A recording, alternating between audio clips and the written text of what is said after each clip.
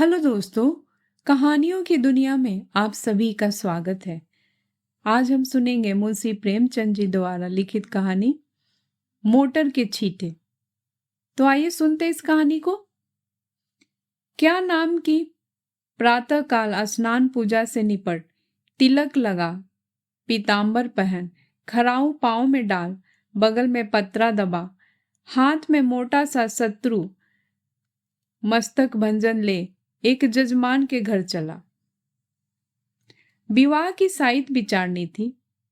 कम से कम एक कलदार का डौल था। जलपान ऊपर से, और मेरा जलपान मामूली जलपान नहीं है। बाबुओं को तो मुझे निमंत्रित करने की हिम्मत ही नहीं पड़ती। उनका महीने भर का नाश्ता मेरा एक दिन का जलपान है। इस विषय में तो हम अपने सेठों साहूकारों के कायल हैं। ऐसा खिलाते हैं और इतने खुले मन से कि चोला आनंदित हो उठता है। जजमान का दिल देखकर ही मैं उनका निमंत्रण स्वीकार करता हूँ। खिलाते समय किसी ने रोनी सूरत बनाई और मेरी क्षुधा गायब हुई। रोकर किसी ने खिलाया तो क्या, ऐसा भोजन कम से कम मुझे नहीं पचता।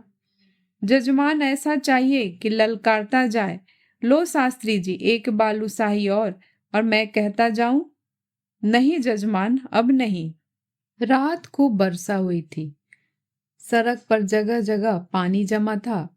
मैं अपने विचारों में मगन चला जाता था कि एक मोटर छप छप करती हुई निकल गई।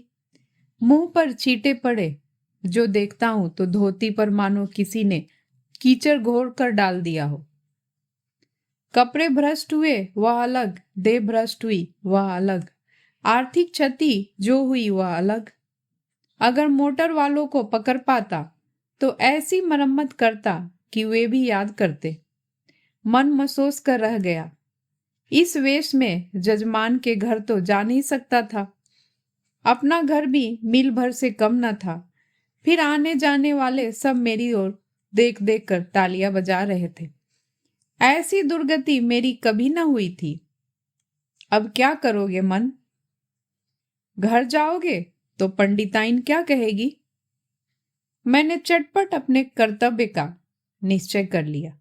इधर उधर से 10-12 पत्थर के टुकड़े बटोरे और दूसरी मोटर की राह देखने लगा। ब्रह्म तेज सीट पर चढ़ बैठा।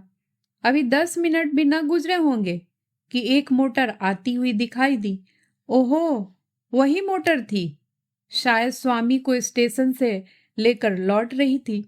ज्यों ही समीप आई मैंने एक पत्थर चलाया, भरपूर जोर लगाकर चलाया। साहब की टोपी उड़कर सड़क के उस बाजू पर गिरी। मोटर की चाल धीमी हुई। मैंने दूसरा फैर किया। खिड़की के शीशे चूर चूर हो गए और एक टुकड़ा साहब बहादुर के गाल में भी लगा। खून बहने लगा। मोटर रुकी और साहब उतरकर मेरी तरफ आए और घूंसा तान कर बोले, सुअर, हम तुमको पुलिस में देगा। इतना सुनना था कि मैंने पोथी पत्रा जमीन पर फेंका और साहब की कमर पकड़कर अरंगी लगाई तो कीचड़ में भद से गिर गए। मैंने चट सवारी गांठी और गर्दन पर एक 25 रद्दे ताबड़तोड़ जमाए कि साहब चौंधी आ गए। इतने में उनकी पत्नी जी उतर आई। ऊंची एड़ी का जूता, रेशमी साड़ी, गालों पर पाउडर, ओठों पर रंग, भौं पर स्याही, मुझे छाते से गोदने लगी। मैंने साहब को छोड़ दिया और डंडा संभालता हुआ बोला, देवी जी, आप मर्दों के बीच में ना पड़े। कहीं चोट चपेट आ जाए तो मुझे दुख होगा। साहब ने अवसर पाया तो संभल कर उठे और अपने बूटदार पैरों से मुझे एक ठोकर जमाई। मेरे घुटने में बड़ी चोट लगी। मैंने बौखला कर डंडा उठा लिया और साहब के पांव में जमा दिया। वह कटे पैर की तरह गिरे। मेम साहब छतरी तान कर दौड़ी। मैंने धीरे से उनकी छतरी छीन कर फेंक दी। ड्राइवर अभी तक बैठा था। अब वो अभी उतरा और छरी लेकर मुझ पर पिल पड़ा। मैंने एक डंडा उसको भी जमाया। लौट गया। 50 आदमी तमाशा देखने जमा हो गए। साहब भूमि पर पड़े पड़े बोले, रास्कल, हम तुमको पुलिस में देगा। मैंने फिर डंडा संभाला और चाहता था कि खोपड़ी पर जमाऊं कि साहब ने हाथ जोड़कर कहा, नहीं बाबा, हम पुलिस में नहीं जाएगा, माफी दो। मैंने कहा, हाँ पुलिस का नाम न लेना, नहीं तो यहीं खोपड़ी रंग दूंगा। बहुत होगा 6 महीने की सजा हो जाएगी, मगर तुम्हारी आदत छुड़ा दूंगा। मोटर चलाते हो तो छींटे उड़ाते चलते हो, मारे घमंड के अंधे हो जाते हो। सामने या बगल में कौन जा रहा है इसका कुछ ध्यान ही नहीं रहता। एक दर्शक ने आलोचना की, अरे महाराज, मोटर वाले जानबूझकर छींटे उड़ाते हैं, और जब आदमी लथपथ हो जाता है तो सब उसका तमाशा देखते हैं और खूब हंसते हैं। आपने बड़ा अच्छा किया, एक को ठीक कर दिया। मैंने साहब को ललकार कर कहा, सुनता है कुछ, जनता क्या कहती है? साहब ने उस आदमी की ओर लाल लाल आंखों से देखकर कहा, तुम झूठ बोलता है, बिल्कुल झूठ बोलता है। मैंने डांटा, अभी तुम्हारी हेकड़ी कम नहीं हुई? आऊं फिर और दूं एक सोटा कस के? साहब ने घिघिया कर कहा, अरे नहीं बाबा, सच बोलता है, सच बोलता है, अब तो खुश हुआ। दूसरा दर्शक बोला, अभी जो चाहे कह दे, लेकिन ज्यों ही गाड़ी पर बैठे फिर वही हरकत शुरू कर देंगे। गाड़ी पर बैठते ही सब अपने आप को नवाब का नाती समझने लगते हैं। दूसरे महाशय बोले, इसे कहिए थूक कर चाटे। तीसरे सज्जन ने कहा, नहीं, कान पकड़ कर उठाइए बैठाइए। चौथा बोला, अरे ड्राइवर को भी ये सब और बदमाश होते हैं। मालदार आदमी घमंड करे तो एक बात है, तुम किस बात पर करते हो? चक्कर हाथ में लिया और आंखों पर पर्दा पड़ा। मैंने यह प्रस्ताव स्वीकार किया। ड्राइवर और मालिक दोनों ही को कान पकड़ कर उठाना बैठाना चाहिए। और मेम साहब गिने?